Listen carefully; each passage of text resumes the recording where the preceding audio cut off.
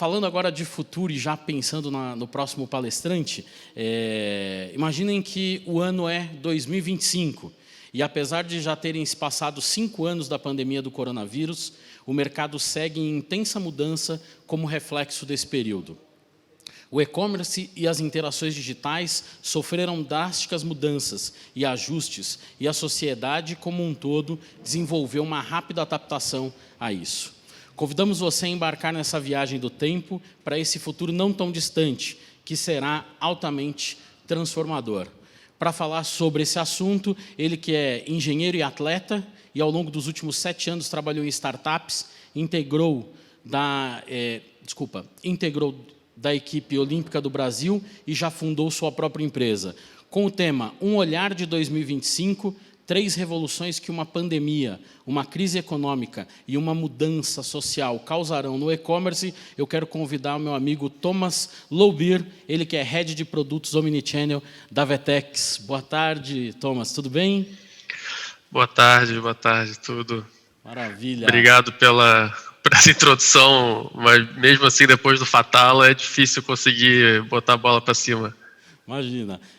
A palavra está contigo, tá bom? Fica à vontade. Pô, obrigado. É muito interessante o que eu ouvi agora sobre o aplicativo do Magalu e essa questão da violência doméstica, né? É uma coisa que eu tenho falado muito durante esse período. A gente está falando muito em salvar vidas, né? Mas infelizmente a gente vai ver um aumento drástico, né, no feminicídio durante esse período. E eu não sabia que tinha essa iniciativa, acho super legal e acho que é uma coisa que muita gente deveria copiar, sem vergonha alguma, né? Fiquei bastante surpreso. Mas vamos lá, esse desafio aí que o e-commerce Brasil passou aí de falar do futuro é uma coisa sempre muito complicada, né? Como se a gente fosse um Nostradamus e tentar fazer previsões. Eu acho que essa coisa de a gente falar de futuro, a gente tem que sempre entender onde a gente está e tentar entender qual contexto a gente está inserido e também aquele contexto que a gente não está inserido, né? Para a gente conseguir tirar essa pessoalidade para ver onde que o mercado está indo e o que ele espera da gente no futuro. E o que eu acho que tem sido uma linguagem super legal que a gente tem adotado na empresa é a gente falar do futuro desejado. Em vez de falar do futuro óbvio, que é aquele que se você não fizesse nada é onde você vai acabar caindo, mas aquele futuro que você quer ir. Então, nessa reflexão que a gente vai fazer aqui, eu acho que é muito mais o que eu quero que aconteça e o que eu vou trabalhar para que isso aconteça, para em 2025 a gente estar nesse lugar, né? E eu acho que isso também é uma reflexão, é um paralelo para a estratégia, né? A estratégia que a gente monta, a gente tenta seguir, é a mesma coisa. Você tem que entender onde você está, quais são as suas fortalezas, suas fraquezas, e traçar um plano para você chegar nesse futuro desejado. E também, antes de falar da pandemia, da revolução, dessa crise econômica, acho que a gente falar um pouco também o que não tem, o que eu não vejo nesse contexto, né? Eu, pessoalmente, eu não vejo uma crise de confiança. Eu acho que a gente ainda tem as pessoas acreditando fortemente umas nas outras. Então a gente está vendo uma série de pontos hoje, demissões, mas a gente não está tendo um cenário necessariamente negativo entre as pessoas, na sociedade. E eu acho que a gente ainda, pelo menos ainda, não temos uma crise política, né? Eu acho que a gente não está passando por nenhuma primavera dos povos, nenhum líder mundial está atuando de forma diferente. Então, aqueles que a gente já esperava que fossem ruins continuam sendo ruins, e aqueles que a gente esperava que fossem bons estão sendo bons. Eu acho que foi o Buffett que fala, né, que quando a maré seca, que a gente vê quem está pego de calça riada, né? E na política a mesma coisa. Os países que têm uma boa política na crise fica mais evidente, e os que não têm não fica tão evidente. O próprio Fatala falou, né, da dificuldade de conseguir escoar financiamento e crédito para as empresas. O Brasil, por ter uma questão burocrática, um legado gigantesco, não consegue, de formas inovadoras, conseguir passar todo esse incentivo, essa ajuda financeira para a ponta. Fica presa nos grandes bancos, que estão lá ainda sem ter que mudar os critérios de aprovação de crédito, né? E acho que isso é um dos grandes pontos da revolução que vai acontecer.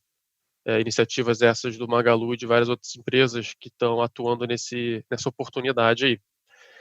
Mas acho que ainda uma coisa que acontece muito em toda crise é que a gente aumenta de novo a diferença social, né? Eu acho que isso é uma coisa inevitável e a gente vai ter muita atuação nisso. E se eu estiver falando do ano de 2025, a gente vai ver muita iniciativa tomando força, não só tomando força, mas permeando as atividades que a gente faz hoje, em 2020. Né? E eu acho que toda crise ela é uma transformação não de comportamento, mas ela é uma aceleradora de comportamento. Eu não acredito que as pessoas mudam e as empresas vão mudar. Né? Elas têm a sua própria identidade, sua cultura. Mas o que eu vejo acontecendo na crise é o comportamento acelerando. Então a gente viu, de novo, né, que eu gostei muito do começo da palestra do Fatala, ele falando como eles responderam à pandemia e como fizeram as ferramentas para embarcar ainda mais o vendedor. Mas ele não falou que foi a primeira iniciativa de um vendedor de loja física no mundo digital, né? Esse processo já acontecia. Então, há muito tempo no Magalu você já era capaz de, lá na loja, comprar um produto que não é daquela loja. Naquela loja, fazer um financiamento, conseguir um cartão do Itaú. Então, essas coisas já aconteciam. O que a gente vê nos últimos 2 meses é como se fosse 50 anos em 15 dias. Né? Essa é a transformação digital que a gente está passando. Assim como uma pessoa que não faz exercício e tinha aquela desculpa de não tenho tempo, agora que está em casa e não faz exercício, porque não vai mudar. O comportamento também é acelerado.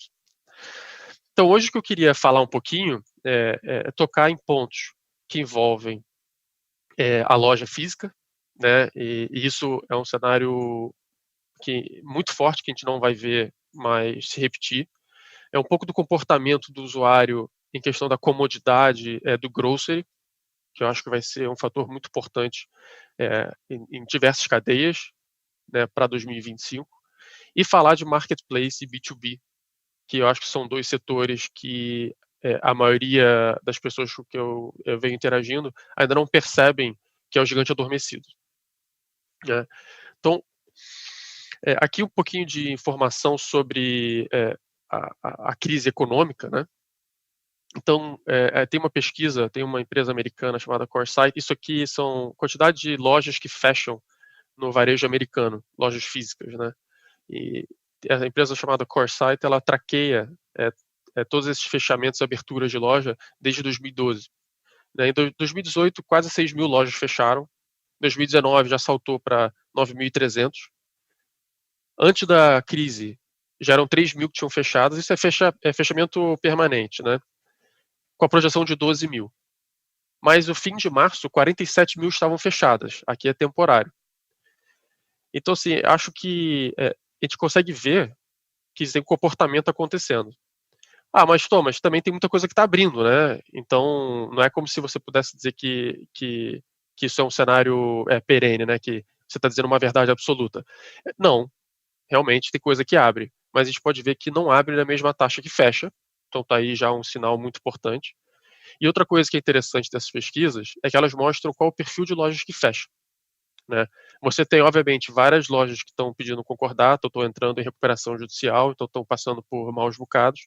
Você tem aí a Payless Shoes, a Toys R Us, foi um caso icônico nos anos atrás. Só que você não vê lojas pequenas abrindo. Quem você vê que está liderando os rankings de abertura de loja é a Walmart, é a Best Buy. São empresas que têm estrutura ainda. É a Nordstrom. Né? Não é eu e você.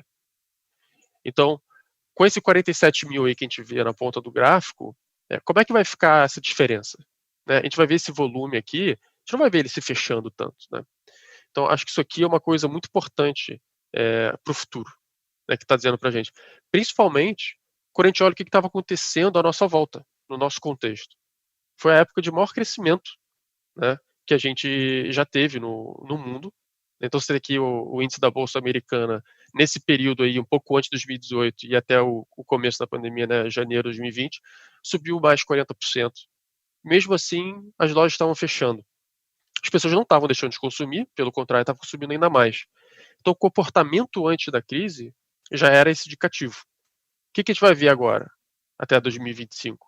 vai ver um aceleramento desse comportamento. Então, isso tem muito a ver com a comodidade que traz para a gente. Eu não acredito no apocalipse do varejo, né, que chamam retail apocalypse. Eu não acredito que a gente vai deixar de ter a loja física. Eu gosto da loja física. A gente incentiva, assim como estavam falando agora de sellers, as lojas físicas são sellers de qualquer marketplace. Né? A gente vai ver essa mudança muito forte acontecendo. E, e o que eu acho que acontece é só uma concorrência desleal, a comodidade que o e-commerce traz. Falando em comodidade, aqui um pouco de dados sobre o mercado de alimentação e supermercado, né? Fresh Direct é a maior empresa europeia de produção de comida pré-pronta, né? E os Estados Unidos é o segundo maior mercado delas. No primeiro trimestre, os Estados Unidos cresceu 90% em relação ao ano anterior. Isso tem só uma perninha ali na crise, né? Os últimos 15 dias de março, que foi quando eu estava em Nova York, foi quando realmente a galera percebeu que ia dar ruim. E no lado direito, a gente tem aqui uma análise do comportamento de grocery online. Né? Os Estados Unidos atingiu 15% agora de compras online, né? E a China e a Coreia do Sul já eram isso antes da crise. Então, a Nielsen, que é uma ferramenta de análise de mercado, né, acredita que em 2025 seria 20%. Eu estou aqui em 2025 agora e eu acho, né, que vai ser muito difícil não ser 30% no mínimo. Então, falando aqui bem rápido sobre o que isso causa também de impacto nesses gigantes adormecidos, né, no marketplace e no B2B, e roubando aqui um slide da apresentação da Vetex, eu tirei aqui as referências para não fazer propaganda indevida no nosso momento, mas a gente já tem ferramenta hoje para você fazer venda multicanal, para você integrar lá os vendedores, integrar a multimarca, você vender com call center, com Instagram, com tudo, distribuir com armazém, loja física, transportador aqui. Mas o que a gente está vendo agora é esse desafio logístico, que é um dos pilares até que o Fatala comentou, que é o que a gente está vendo em vários lugares. A Mercado Livre, né, oferecendo agora o marketplace, mas também oferecendo o envio do produto. Então ele vai até a sua loja, pega o produto, passa a ser um serviço. Né, o wallet, né, a carteira digital, um serviço financeiro. E por que isso acontece? Porque essas empresas têm escala, o marketplace tem escala. A tecnologia permite você ter um canal no marketplace, o seu canal próprio, mas o agregador, ele consegue ter uma gama de serviços que não vai dar para competir. Então, o Uber acabou de lançar um serviço que permite você fazer a entrega de produtos, né? Também, não só pessoas, transporte de pessoas.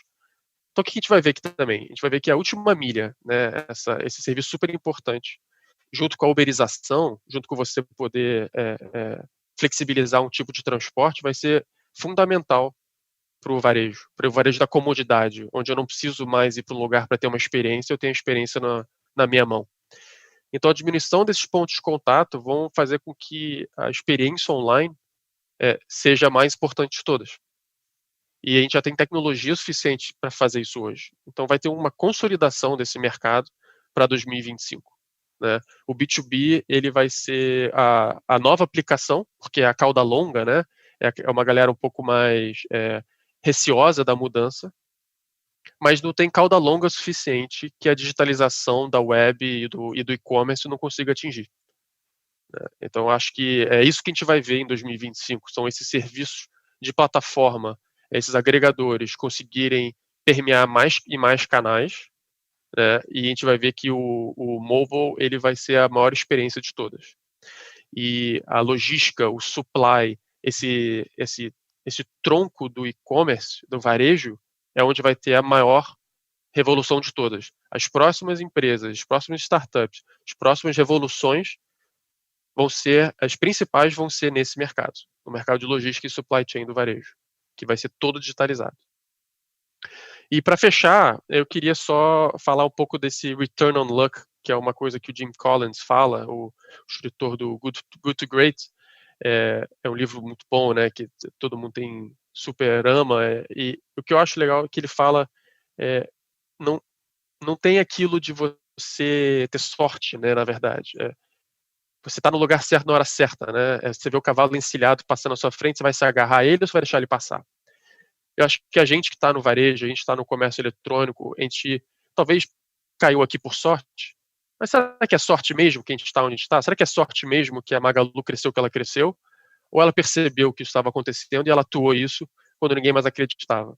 Então aqui é só uma mensagem para que a gente esteja todo mundo junto em 2025, a gente saber que a gente está atuando no lugar certo e investir nisso que a gente já vem fazendo, a integração dos canais, conseguir disruptar agora a logística, acabar com o monopólio dos correios, destravar a logística, né, fazer com que o serviço e a comodidade cheguem para todos, e não só para as plataformas, né, para que todo varejista tenha acesso a esse tipo de serviço.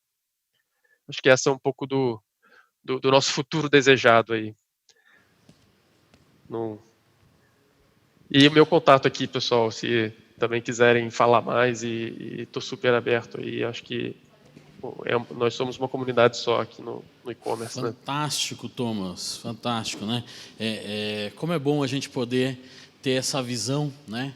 Do que a gente fala tanto nas integrações, os canais, a união, o omnichannel, e aí de repente a gente consegue ver você em alguns minutos aí montar todo o esqueleto dos bastidores do que a gente vai ver, os resultados que a gente vai alcançar. Muito bom, parabéns, obrigado, viu? Se fosse alguns minutos, esse aqui levou horas pensando como que eu ia falar isso. Não, mas você conseguiu consolidar bem, a gente já teve feedbacks muito bons aqui. Temos algumas perguntas aqui, tá bom?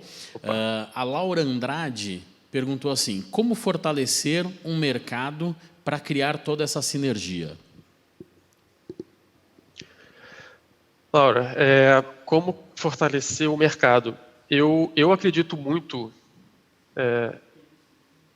Acho que eu tenho trabalhado, né, nos Estados Unidos agora, e acho que a gente tem essa cultura do underdog, né, de achar que a gente não é capaz. E eu gosto de apostar em underdog. Então, eu acho que essas integrações e essas disrupções vão vir de pessoas que hoje estão trabalhando em alguma garagem, que estão insatisfeitas em algum lugar, estão incomodadas com algum problema. E elas vão vir de pessoas que apostem nelas. Então, é você realmente ver essa pessoa que tem esse brilho no olho, que conhece o problema e está resolvendo o problema que você quer, aposta nela sem medo. É isso que é o return on luck. É você entender que essa pessoa sabe como resolver seu problema, se agarra nela, e em 2025 a gente vai estar com uma nova empresa de sucesso, uma nova empresa brasileira que resolve o problema do mundo inteiro. Bacana. Juices BR pergunta: as lojas físicas serão apenas uma boutique? Qual a sua opinião? E aí, pessoal da Juice? Eu acho que cada vez mais a loja ela vai ter um propósito para existir, que não vai ser o de ter arara, lá no caso da moda, ou ter uma prateleira com uma TV. Né? Então vão ser mais pontos de experiência. É claro que você tem regionalização, né? Em algum lugar ainda vai fazer sentido ser essa coisa mais, eu vou chamar de varejão. Mas eu acho que a diminuição dos pontos de contato de uma loja vai forçar com que seja mais experiência. Então, eu gosto muito do approach que a Amaro fez. Como é que é o return on luck da Amaro? Né? 5 anos atrás, só maluco ia pensar que eu ia ter só um showroom na rua mais cara de São Paulo, na rua mais cara do Rio de Janeiro, na rua mais cara do BH. Mas a gente está vendo que não é tão assim, né? Essa aposta, principalmente agora, o controle de estoque que ela conseguiu é muito melhor, né? Ela está tendo um prejuízo muito menor que os concorrentes. Então, eu acho que as lojas elas vão estar dentro do modelo do marketplace. Então, uma loja ela vai atender como seller a sua própria marca. Se ela for uma franquia, ela vai poder associar a uma outra multimarca. Ela vai poder associar ao shopping, que está correndo muito.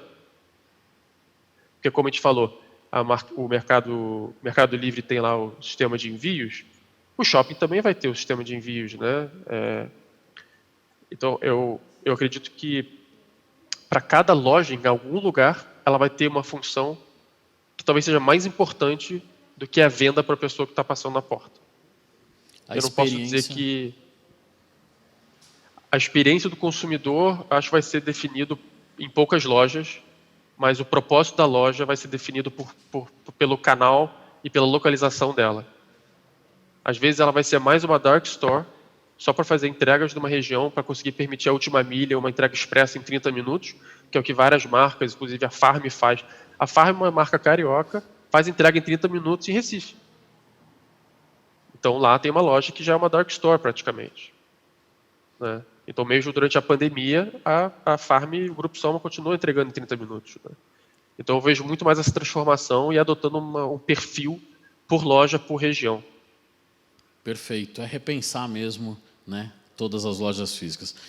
Thomas, muitíssimo obrigado. Queria te contar que além de todo aquele monte de cidades que eu falei antes de você entrar, a gente tem gente de Jaraguá do Sul, de Palmas do Tocantins, Curitiba, Pitanga no Paraná, Dois Irmãos, Rio Grande do Sul, Uberlândia, temos gente de Paris, Pelotas, Madrid na Espanha. Audiência muito, muito legal. Te dou os parabéns de novo. Obrigado pela parceria. Tá? Conta com a gente. Valeu.